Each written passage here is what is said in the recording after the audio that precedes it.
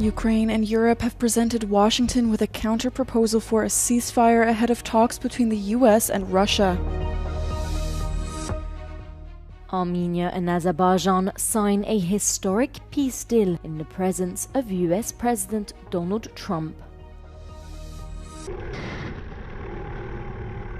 Ukraine and Europe have presented Washington with a counter-proposal for a ceasefire ahead of talks between the US and Russia, according to two European officials cited by the Wall Street Journal. Ukrainian President Volodymyr Zelensky rejected the idea of ceding territory following US suggestions that a deal with Russia could involve swapping territories. Several European leaders have come to Zelensky's side, demanding that Ukraine and Europe be included ahead of planned talks between US President Donald Trump and Russian President Vladimir Putin. Meanwhile, Russian attacks on Ukrainian cities continue. On Saturday, several people were injured following Russian airstrikes on Kharkiv, and 2 people were killed in Kherson. The Kremlin's bigger army is also slowly advancing deeper into Ukraine as it grinds on with its war.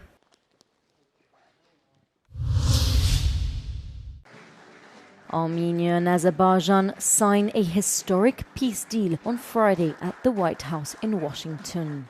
After almost 4 decades of a bloody Karabakh conflict, leaders of Azerbaijan and Armenia, Ilham Aliyev and Nikol Pashinyan, both praised US Donald Trump, who brokered the deal.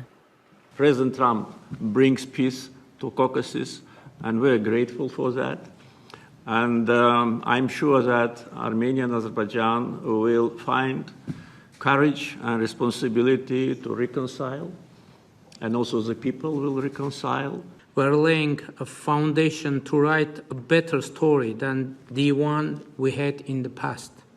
I'm particularly thrilled that together with the US, Armenia will work to bring to life the trip Trump wrote for peace and prosperity. Trump also said the two countries are, quote, committing to ending all fighting forever. The US will benefit as the creation of a major transit corridor named the Trump Route for International Peace and Prosperity is part of the deal. The foreign ministers of Germany, Italy, the UK, Australia, and New Zealand have issued a joint statement condemning Israel's plans to further escalate the ongoing war in Gaza and take control of Gaza City.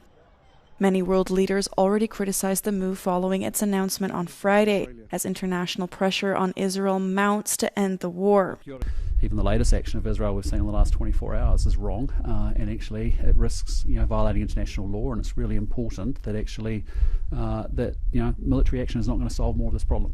International powers, including Israeli allies France, Germany, and Canada, have stepped up criticism of the war amid shock over reports of starvation.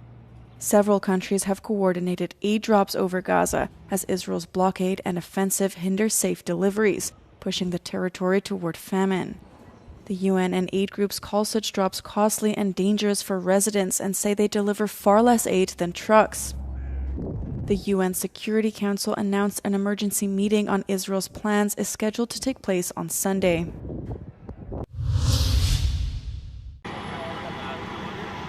Firefighters are battling wildfires across southern Europe as extreme heat grips the region with record-breaking temperatures.